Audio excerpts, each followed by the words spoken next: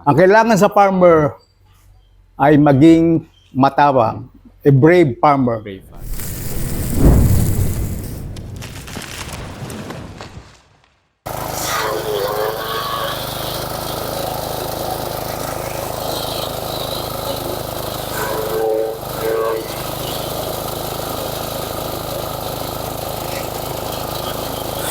Ako nga pala si Engineer Namer M. Fernandez, taga Barangay Pulo, San Isidro, Nueva Ecija, na kung saan nandoon yung ating farm Yes po. na ngayon sa pamamagitan ng produkto ng RM Metalworks, ako ay naging isang satisfied customer ng kanilang produkto dahil sa maraming gamit doon sa aming farm. Oh, sir, ano ba sir yung ano natin? Paggagamitan, kumbaga. Sa maraming bagay. Nakita naman natin, medyo may luwang yung ating farm, which is 4.5 hectares. Eh, doon marami tayong mga forage. Orange.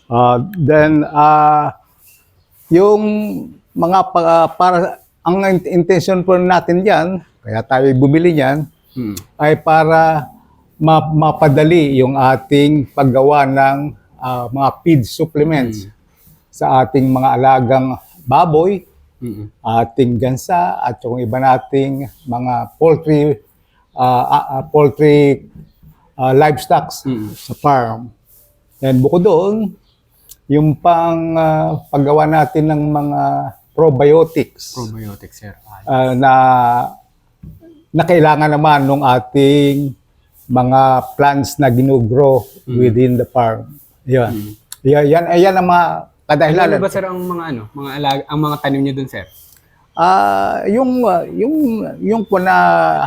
Yung karaniwang pakbet Pakbet. at saka yung ating bahay kubo. Bahay ko. Then, Sari-sari. bukod doon, as a senior citizen, being now a member of the senior club of the senior citizen, ala ko na medyo 70 up na tayo, kaya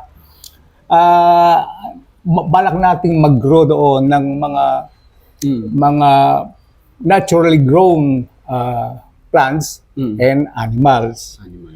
And itong livestock nga natin, itong mga free-range chicken, dahil kasi yan ang sa nakikita natin magpuprolong sa ating life, at saka para tayo ay magkaroon ng maligayang buhay sa nalalabing panahon dito sa ganun lang ang ating target. Yung target natin dyan. Nakita ko sir, ang ganda nung area niyo doon kanina. May, kumbaga sabi niyo nga may luwang. May luwag. May luwang, may luwag. Oh, sir. Baka may gusto kayo sir i-share na kumbaga sekreto o tips para dun sa mga nangangarap naman na ganun din yung maabot ng farm nila. Actually, sa totoo nga, we are on the retirement age. Tayo bilang farmer, ang talagang major crops natin ay palay. Palay, yes, sir. Then that we produce palay at bilang miyembro ng seed growers. I am a member of the South Nueva Ecija Seed Grower multipurpose cooperatives. Then sa ngayon, nagde-develop tayo ng area na not solely devoted para lang sa palay. Kasi nakikita natin ang plights ng mga farmer masyadong kipot na kipot kapag kapalay lang. Ang ibig lang sabihin, kung isang produkto lang ang para sa magsasaka, ay hindi makagagalaw. Hindi makakagalaw. Hindi tatapang. Tama. Ang kailangan sa farmer ay maging matapang, a brave farmer. Brave farmer. In the sense na hindi lang ang katangian ng farmer, hindi lang sana yung hiya ang matapang. Kailangan matapang sa lahat ng challenges Yes, sir. na ma-encounter niya sa pagsasaka. Alam mo sir, totoo yung nabanggit nyo kasi kumbaga sa pag-iikot-ikot natin sa iba't ibang farm sa Pilipinas, marami talagang farmers natin yung medyo nahihiya pa or takot mag-venture sa mechanization. Yes. Sir, kasi kumbaga sa mahabang panahon, nasanay sa manual O yung o manual labor. So, kumbaga parang hindi sila ganun pa sanay dun sa pag-handle ng mga mechanization. Kaya isa yan sa mission ng RM Metalworks Yeah. na makita mo sir, ang dami naming machine na merong malalaki pero pinipilit namin meron ding maliliit. Bakit? Ito po yung tinatawag natin ng mga entry level or gateway kung tawagin nga sa industry na maaring hindi ito yung magamit mo kapag ang farm mo na talagang multi-million farm na. Pero ito yung tinatawag nating gateway. Ito yung magiging daan para makita mo yung importance ng mechanization. Makita mo yung i-improve ng production mo. Yun sir ang ano naman natin. Kaya meron tayo from smallest to malalaki. Yes. Yeah, meron tayo dyan. Dinidisenyo natin yan. Nakita natin ang flexibility ng RM Metalworks. Talagang medyo inaaruga at binibigyan ng pansin yung mga small producer para maging para ma-uplift yung kanilang production hanggang doon sa tuloy-tuloy sa upliftment ng economic standing ng bawat magsasaka. Yan ang nakikita natin. Kaya sa totoo, Sir Robert, Yes sir. medyo nakikita ko naman sa mga nagtitinda,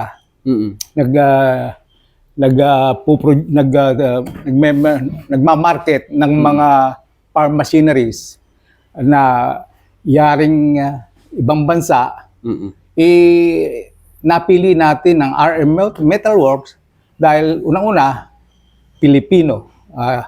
Ginagamit ang Filipino ingenuity Yes, sir. at saka yung pagiging innovative ng mga ininyerong Pilipino.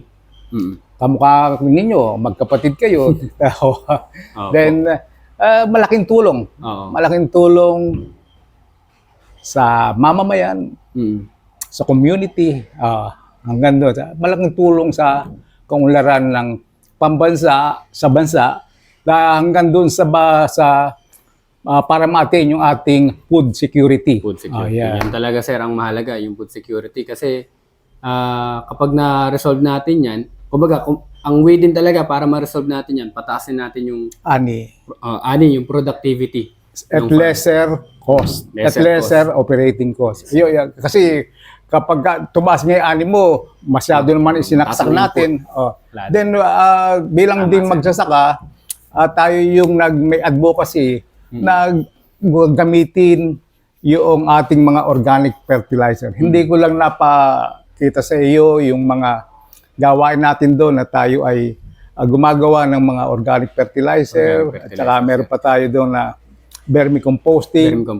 At ang isa pa ron na hindi ko naipasilip sa iyo, yung ating biogas technology, wherein yung ating waste gagaling sa baboy, sa pigs, ay na-convert natin into a biogas. Fuel. Yes. Sige sir, kapag maluwag-luwag yung schedule natin sir, kahit bumisita tayo ulit dito para kwentuhan tayo. Welcome. Nabanggit niyo naman sir, ano tawag dito, may plano pa kayong mag-avail ulit ng iba pa nating machine. Yes, oo. Yung para siguro ang susunod natin yan yung ating pelletizer. Pelletizer para yung sa farm kasi nagpo-produce tayo din ng corn.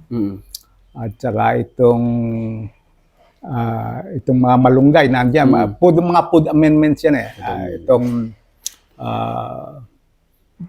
oregano at saka yung kasaba.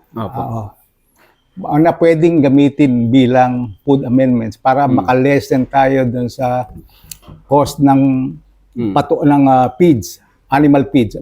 Masyadong matindi kapag 100% nating iginro yung ating livestock na sa commercial feeds. Medyo napakaliit ang legroom para kumita.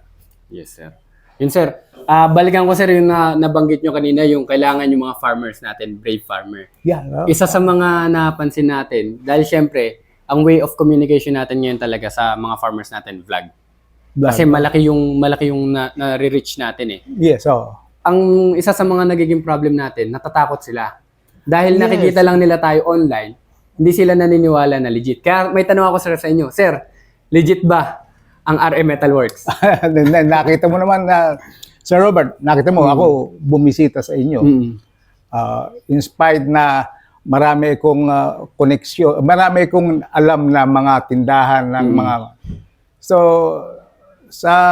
nung pagpasyal ko sa inyo, on my visit, nakita ko yung mga innovation ninyo para sa upliftment ng farmers, na yung teknolohiya ng pag-produce ng mga